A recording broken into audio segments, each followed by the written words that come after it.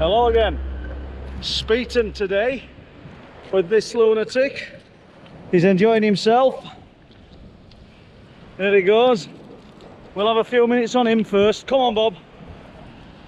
He's the time of his life. Bit frightened at water, but we're not bothered.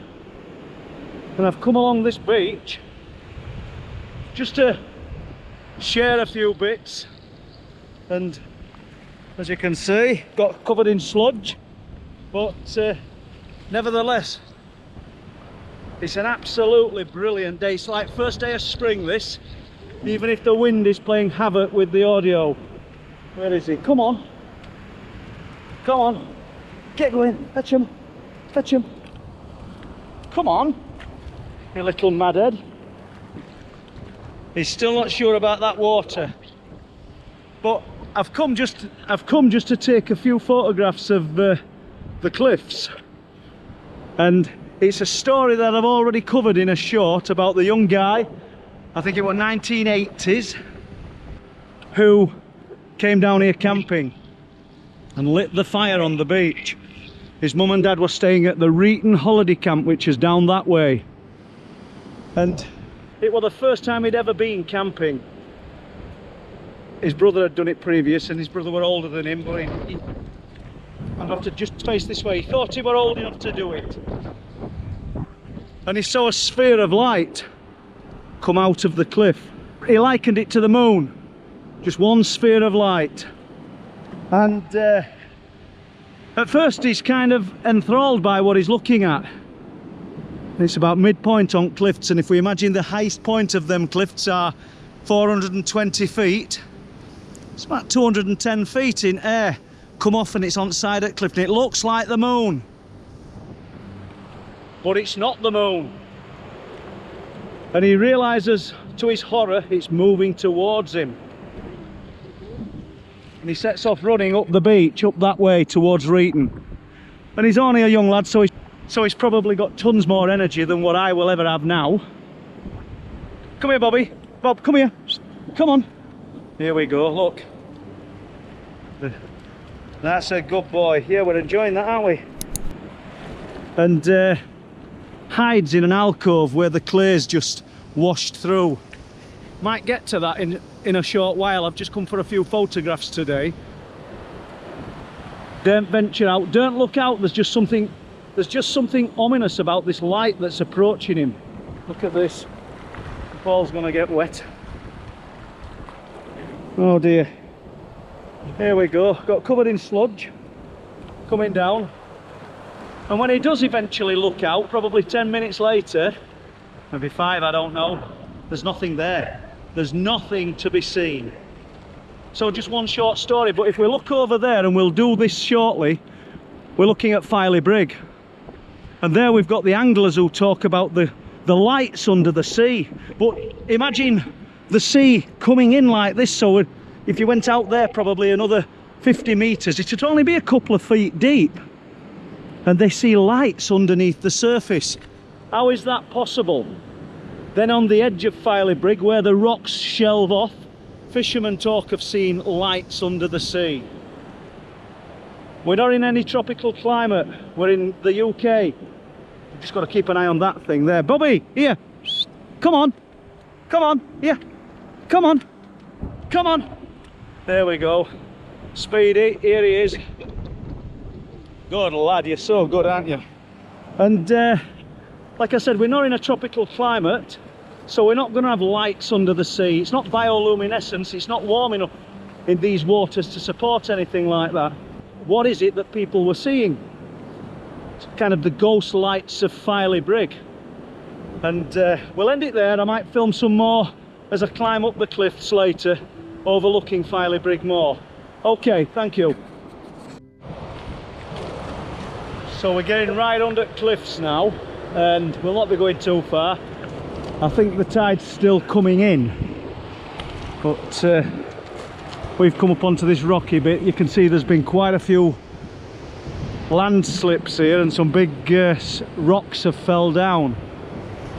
Incidentally, found in an archive at Bridlington reference to a harbour that was built at Speeton for boats coming in to take the huge chunks of stone, and I think it were in the 1800s.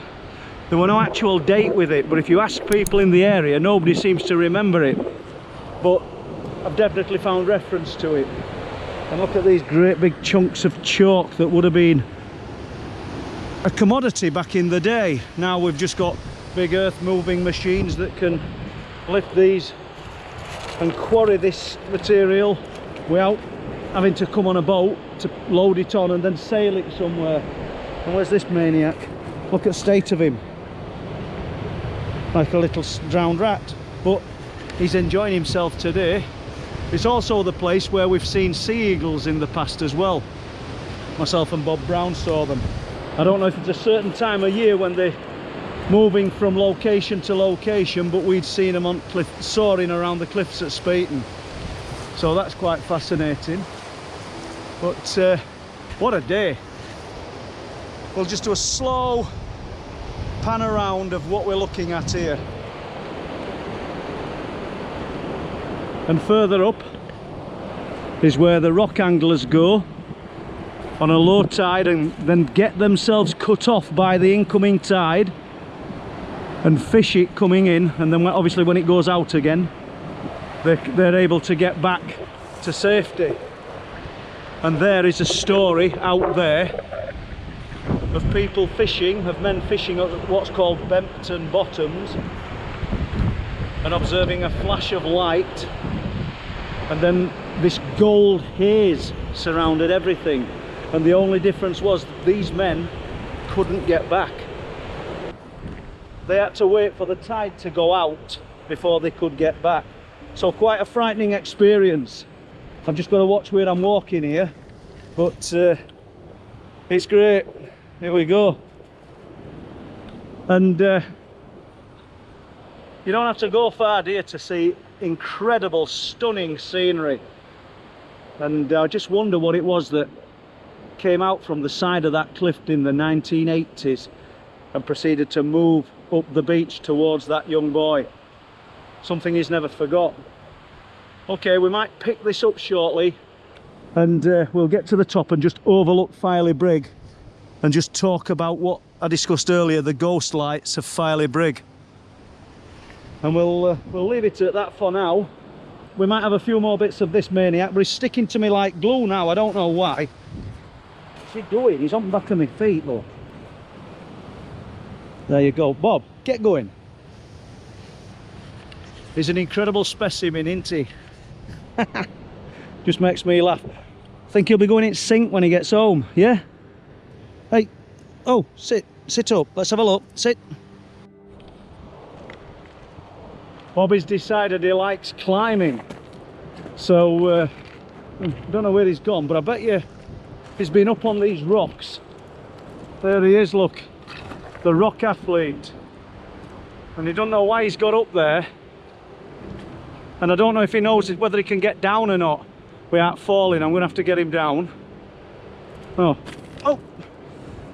I'm not gonna have to get him down. As you can see, he managed it, but little dog, he's quite brave, isn't he? Only supposed to be a toy dog. Well, come on Bob, get going, push. He loves it. Come on mate. That's good lad. So we'll walk back. I'm going to take a few photographs before we finish, and there we go. Coming off the beach now. Absolutely thick with sludge there, down there. Absolutely caked in it. And so is the dog. And we're going to head up there. Come on Bob. And off we go.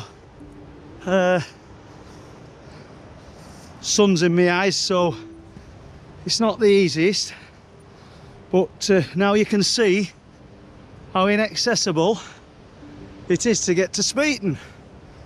So you know when I say this beach don't get a lot of footfall,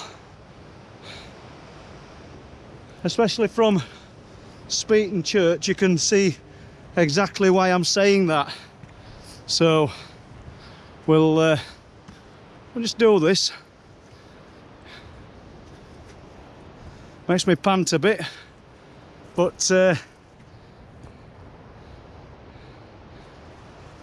61-year-old, not 41, so we still keep going. This little dog's brilliant, you know. Come on, Bob. Wherever I go, he follows. We'll go a bit further. There you go. You get an idea. And off we go. Push, Bob, come on. Bit sludgy.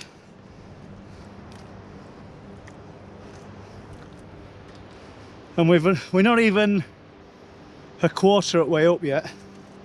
So, as you can see, incidentally, that's Black Cliff there, and that's where that guy was stood with his dog when he claims he saw this strange thing up on these cliffs. So we'll just do a little bit more. I'm glad I don't have to carry the dog. Just wish he could carry me.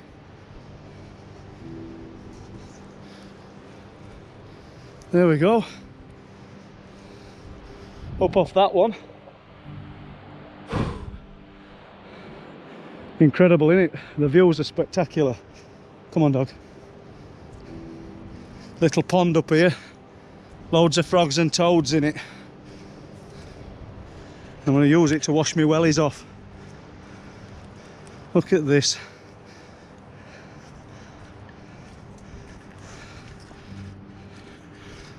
Catch this in a minute. We'll just go to this pond, clean a bit of sludge off. Come up.